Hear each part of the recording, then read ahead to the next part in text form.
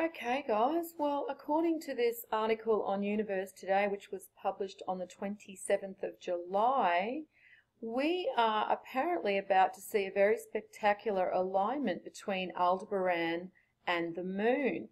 Now, thanks to Alan for bringing my attention to this, because I actually see these alignments as something very significant, and especially alignments as spectacular as this one, because as we know, when we study Hermetics and we look to the law of cause and effect, we know that nothing is random and that chance is but a name for a law not recognized. And so all of these alignments are very important when we're gauging what part of the cycle we are at, especially as we are in the last degrees of the Iron Age, moving towards the end of the Great Year. And so you can bet that the Vatican are paying close attention to this alignment, and they have information locked up in that library that allows them to understand what part of the cycle we're actually in, because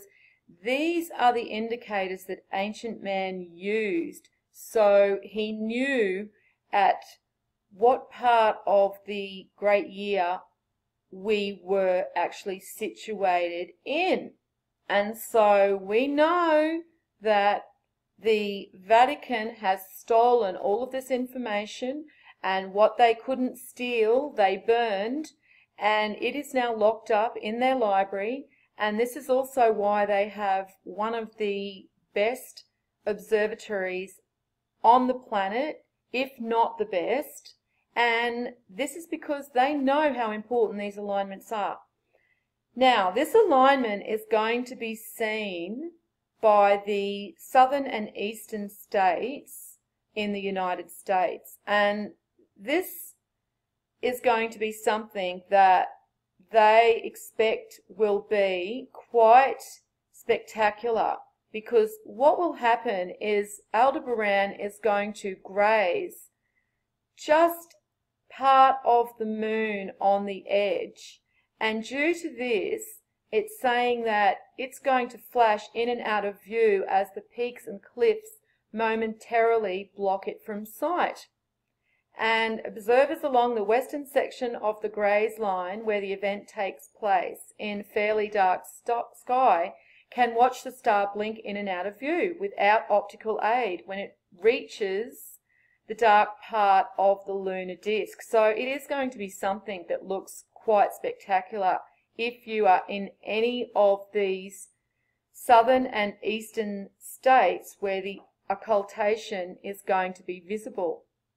Now, Aldebaran is a very important star. It's actually the eye of Taurus. And if we look to the information about Taurus, we can see that in the Greek mythology, Taurus was actually connected with Zeus. Now, Taurus is actually situated right beside Orion. And this mythology was all created because the ancients knew that even though as we fall into the lower stages of the cycle, we could expect that the knowledge would be corrupted, that nothing could corrupt the stars, that they would always remain the same. They can corrupt the calendar, they can corrupt the information, and they can corrupt the interpretations of the scriptures, but they can't actually corrupt the constellations. And what the ancients sought to do was leave as many different mythologies about the constellations as they could. But all of these mythologies, when you bring them together, have a common theme. And this theme is all about the divine man and the cycle in which the divine man exists in which he illuminates in the higher ages, and then he loses the illumination as we descend down the cycle during the great year, and we now find ourselves in the Iron Age, and we now also find that the illumination within the divine element within mankind has now disappeared, and the gods resemble mortals. And so we do not know who the gods are amongst mankind, because they are, as of the mortals in appearance. And this is what all of the mythology tells us when we understand the symbolism behind all of the stories and the scriptures and all of the other esoteric information that was left to us so that we could decode all of these mythologies and all of this symbolism. And part of it is with the astrology. The astrology is very important when it comes to understanding mythology and understanding scripture, because it is all connected. And so we can see in the Greek mythology that Taurus was identified with Zeus, who assumed the form of a magnificent white bull to abduct Europa, a legendary Phoenician princess. In illustrations of Greek mythology, only the front portion of this constellation are depicted. This was sometimes explained as Taurus being partly submerged as he carried Europa out to sea. Now, anyone studying this esoteric information knows that the ocean and all of the marine symbolism is connected to the ether, because the ether acts and behaves like the ocean, and it moves in and it moves out. And when it moves in, we are at a stage within the great year where the presence of God is once again felt on the physical plane, and the gods and goddesses illuminate. So the divine nature within mankind is once again apparent, because we only know God through the extensions of our Creator, which are his children, which are also known as the Olympians, the tribes of Israel, and all of the gods and goddesses that are apparent in all of the mythology across culture. So when we understand what this means, we understand that it is very important to identify that we move in and out of this cycle constantly.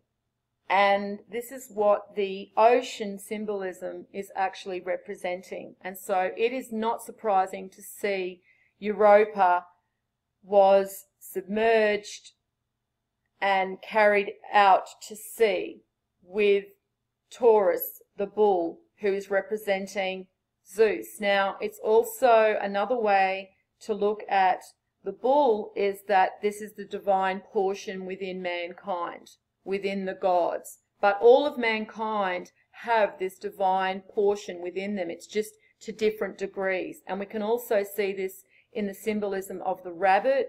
We can see this in the symbolism of the lamb with Jesus. The lamb is symbolizing the divine portion within the gods and goddesses, within Jesus, who is the symbol for the firstborn son of the Creator, but also can be transferred to the firstborn demigod as well. So this is why you see Jesus in the form of a child and Jesus on the cross, because we're actually looking at the firstborn God and also the firstborn demigod. So Jesus is just a symbol. What's happened is the Vatican have taken a symbol and they have personified this to create a persona and give the very ignorant flock something to worship, an idol.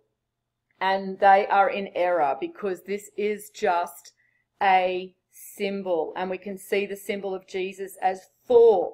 Now, this is also why you see in Islam that they do not draw pictures of Muhammad, and this is because they wanted to avoid falling into idol worship, because anyone who understands the scripture understands that falling into idol worship is something that you do in ignorance, and that will not be rewarded when the time comes to sort the wheat from the chaff, because you want to be a conscious partaker in the creation of our Heavenly Father. And so we need to understand that when we fall into idol worship, we are not actually being conscious partakers within his experience.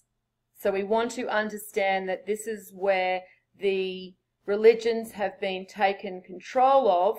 All of the religions have been taken control of to keep us separated from the divinity within us and from our understanding of the Creator and of ourselves. Once we understand that, we can stop being fearful of looking outside of the Bible or the scriptures that the priests tell us we can only look at, we can only accept, because we shouldn't be afraid of knowledge. And as I am showing, we actually need all of this information so that we can have an understanding for the full picture. Otherwise, we're only going to get fragments and we're never really going to have an understanding for any of this. And so we can see that Aldebaran is a very important star because it is the eye of Taurus. Now, the other interesting information I found about Aldebaran is it's one of the royal stars of the Persians. Now, this is interesting because when we look at the other stars, because there are 4 royal stars, we see that we have Regulus, Antares, and Fomalhaut. Now, Aldebaran is Taurus, and Taurus represents the bull within the 4 creatures. So if we look to the symbolism once again, and we understand the 4 creatures, we know that they're representing the divine nature within mankind. They're also representing the 4 races within the divine race. So we've got Aldebaran and Taurus representing the tribe of Ephraim, which is the bull. Then we have Regulus, which is representing Leo and the tribe of Judah, which is the black race. Ephraim and the bull is actually representing the yellow race. Scorpius is actually a symbol that can also translate to the eagle. And in astrology, you'll often see this interchanged with Scorpio and eagle. Now, the eagle in the 4 creatures is actually representing the tribe of Dan and the white race. And then we have Fomalhaut, which is Pisces. And when we look into the symbol of Pisces, we can see that this is associated with the divine man and woman, or the gods and goddesses, because it shows us here in the Greek mythology once again that it was associated with Aphrodite and Eros. And Pisces also sits at the feet of Aquarius. And if we look at the symbolism for Aquarius, we see that we can find Aquarius in the symbolism of Pisces here as well when we're looking at Jofre Brochardt's artwork. And his artwork is absolutely on point when it comes to the symbolism of astrology.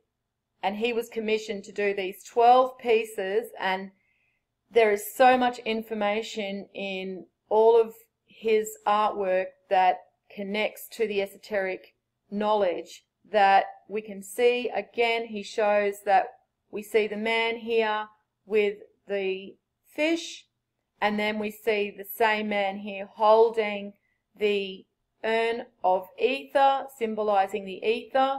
And we also see the skull here because these are the times where we move towards the end of the cycle, and those souls that do not carry the light will not move through into a new age with the divine. Now, the fish are also representing the divine man and woman, and it's also representing the cycle of the higher and lower ages, because at this time of the cycle, when we're in the Iron Age, then the gods and goddesses are not known to us because they are resembling mortals. They no longer have any illumination, and the divine nature within mankind is not apparent. It is not visually apparent. But when we move back into the higher ages and the ether moves back in, we then once again feel the presence of the Creator on the physical plane, and this is shown through his extensions, which are his children, also known as the gods and goddesses. This is what all of the information is about. We also see this in this information here about the symbols associated to Taurus. This is also why we see the Hindu represent the symbolism of the bull in their mythology, and it is something that is very sacred to them, and this is the divine portion within the gods and goddesses and within mortals, because all mankind have the divinity within them. The divine portion is within mankind. It's just to different degrees, and this is why the gods and goddesses are divine. They have this divine portion to a different degree than mortals. And so we can see the twins are also represented here because Gemini is to the east of the constellation Taurus. We see Cupid here because Cupid is the demigod. And so again we see this represented with Taurus, and Taurus being associated to the Creator and right next to the constellation Orion.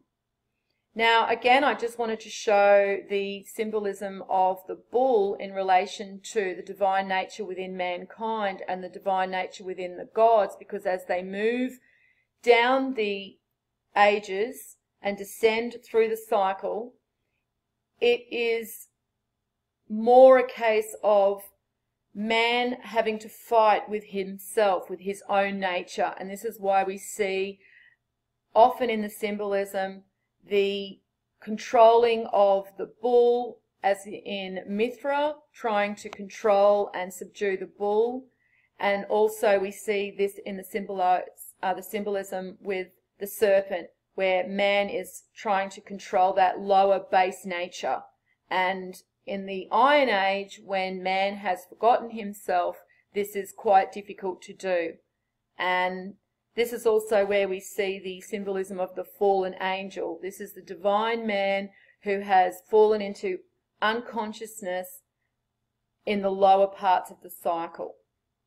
Now, I just want to bring you this paragraph from the Corpus Hermetica in regards to the waning light, the ether moving out of the cycle. We also see this in the principle of rhythm in Hermetics, and this is the cycle that we're in, where everything moves in and out, just like the ocean and the tides, just like the waxing and waning of the moon. We see the ether moves in and the light is carried on the ether.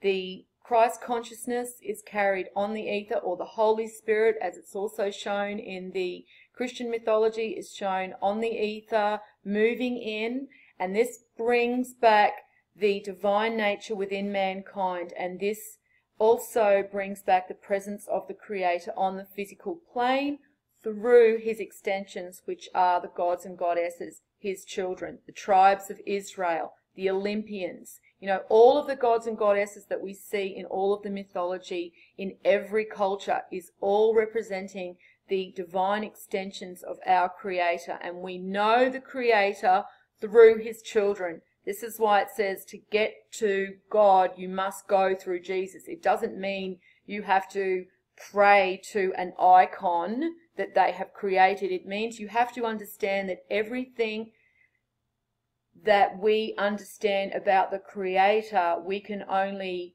reach through his extensions, because the Creator can never be manifest on the physical plane other than through his extensions, through his children.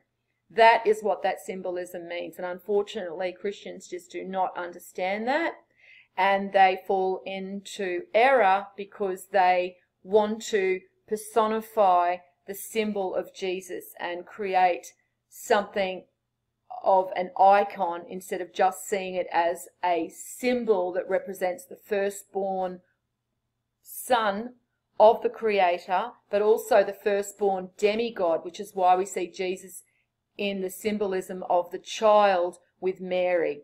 But again, unless you understand the symbolism correctly, then this is something that many Christians just do not understand, unfortunately. So it goes on to say, the intellect, O Tat, is drawn from the very substance of God. In men, this intellect is God, and so some men are gods, and their humanity is near the divine. When man is not guided by intellect, he falls below himself into an animal state, And this is what we're seeing here in this symbolism. All men are subject to destiny. This is the law of cause and effect. But those in possession of the Logos, which commands the intellect from within, are not under it in the same manner as others. The Logos is also another symbol for the divine portion within mankind, the divine portion within the gods. And so this is why the gods are different to mortals, because their destinies are not the same. However, as it shows here, that mortals have the ability to also raise themselves up to the level of gods. It goes on to say that God's two gifts to man of intellect and the Logos have the same value as immortality. If man makes right use of these, he differs in no way to the immortals. And so if he walks the correct path and he uses his intellect in the correct way and he doesn't fall into error, then he is just as an immortal, and he will move through into a new age, a new great year with the gods and goddesses. Now, this one from Plato also goes on to say, for many generations, as long as the divine nature lasted in them, they were obedient to the laws and well affectioned towards the God whose seed they were, for they possessed true and in every way great spirits. However, the Atlanteans, which is also another symbol for the divine within mankind, they're known as the Atlanteans as well, they became corrupt when the divine portion began to fade away. And this is happening because they are moving down the cycle and becomes diluted too often and too much with mortals a mixture. So as you can understand, the divine always remain 144 tribes in number. Okay, 288 are the divine individuals, and then there are 144 tribes. Now that never changes. However, as we move down the cycle, the mortals are basically populating the planet. And so the nature within the mankind becomes diluted. It becomes, the mortals begin to take possession of the kingdom, and now we're in the Iron Age, and it is completely in control of the mortals, who really are only caretakers, while the gods and goddesses are no longer able to be here within, the kingdom as they once were in the Golden Age. They've handed this over to the mortals. However, the mortals are also no longer understanding their divine nature, and we can see that we aren't in a very good place. But this is all part of the cycle, and these are where our tests come in. And so it goes on to say that human nature got the upper hand, and then being unable to bear their fortune behaved unseemly, and to those who had an eye to see grew visibly debased. And the eye is God, the Creator, who is always watching, and he sees everything.